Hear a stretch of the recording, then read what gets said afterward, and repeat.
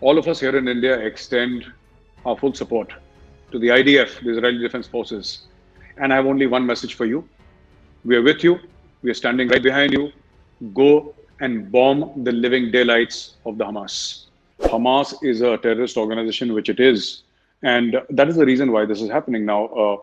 Essentially, two terrorist organizations, the Hezbollah, which is Iran supported, and Hamas, which is essentially a Sunni radical Islamist organization. Both these organizations have, sworn to, if I can say, push the Jews into the sea. Web of this whole thing about violence happening, especially on Friday after Jummah Namaz, is not new. It has been happening for ever and ever, and it's been happening for a very long time, decades old.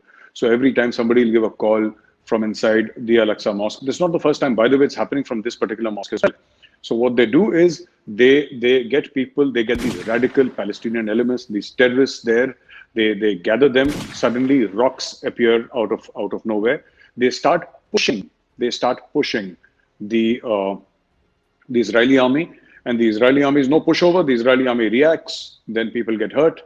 It gives the Hamas, in this case the Hamas, two advantages. First of all, it gives them the biggest advantage of playing victim, which is Hamas's biggest weapon, even bigger than the rockets that Hamas uses. Our human rights have been violated, and we are poor people, and Israel is sort of hammering us. The second thing is it leads to a lot of terrorist recruitment. Hamas is earning, by the latest counts, if I'm not mistaken, over $250 million a year. So these people are making big money. It's a racket. The funding, 70-80% of the funding they get is from abroad. Yeah, they don't even get it from the Palestinians, because Palestinians are anyway funding from various benefactors, whether it's Qatar or whether it's any other place. So they get their funding from there. And after getting their funding from there, this is what they do. Don't you think that this whole, this whole conflict, the onus of it is, lies on the Palestinian people, not the Jews or the Israelis or IDF? See, this same thing, this is a template, Weber, when you have to understand, and I request our viewers to understand this template. This template was followed in Turkey also, when Hagia Sophia, which was essentially, Hagia Sophia was a church, which was converted into a mosque, then it was converted into a museum, and then again converted into a mosque. So if you see this entire template, the same template, even Al-Aqsa Mosque, it was never a mosque. So you enter somebody else's, place of worship, and you say that, from today this is a mosque. End of story. And once it's a mosque, it's a mosque. The problem is that I buy land from you, for example, Weber, and this is exactly what happened. I buy land from you, and when I say give me my land, you say no, I'll not give it to you. And if I demand my land, then I cry that I'm a poor man. How dare you do it? I'm scared. You're scaring me further. That's number one. Number two, we stand with the Jews. We stand solidly with the state of Israel, because we have faced similar kind of attacks on our soil from people of similar mindset. I'm talking about terrorism. And this is something that has to be condemned. You see, Irfan Pathan, a respected cricketer, said, you must condemn what has happened. Now, if I ask Irfan Pathan two questions on social media, I'm going to be branded a Hindu right-winger, and so what? Everybody says Babri Masjid was destroyed. Everybody remembers Babri Masjid. Babri Masjid was destroyed on the 6th of December. 6th of December in 1992. I remember I was in Bhopal at that time. We used to live in Bhopal at that time.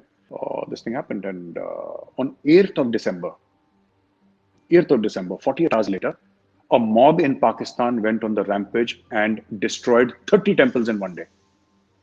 30 temples in one single day. Weber. Does anybody even know that 30 temples were destroyed? And this is a report of the Pakistani Human Rights Watch. This is a Pakistani report, not my report, not your report, not an Indian report. 30 temples were destroyed. 1,000 Sikh girls and Hindu girls who were forcibly raped, converted, and married off in Pakistan. Yeah, tweet about that also. Na kabhi kabhi to hamare liye bhi awaaz uthao. This, sometimes I feel very sad and despondent, Weber, that you can kill 1,000 Hindus here. It won't matter to anybody, Weber. किसी को कोई फर्क नहीं पड़ेगा. Nobody cares. Anyway, coming back to this whole Kashmir and Palestine thing, this whole intifada thing, no? Stone pelting kahan se aayi Kashmir mein? Where did the Kashmiri stone pelters learn how to stone pelt? This was not there during our time. Can somebody please explain to me why stone pelting happens after the Friday namaz? just what we call Jumme ki namaz. Why does it happen only then? Mostly 99%. Why is the call to stone pelting given from the mosque? Why do people come out of the mosque and start stone pelting? Right? Why are women? Please show images of women. Same modus operandi, putting women and children in front. Why do they put women and children? ये औरतों के पीछे लड़ाई लड़ते हैं, क्यों लड़ते हैं बच्चों के पीछे? सामने आओ ना, सामने आओ. ये मर्द बनने की गलतफहमी हम भी तो दूर करें एक बार. These people are not humans. They are जैसे कुर्बानी के बकरे होते हैं ना.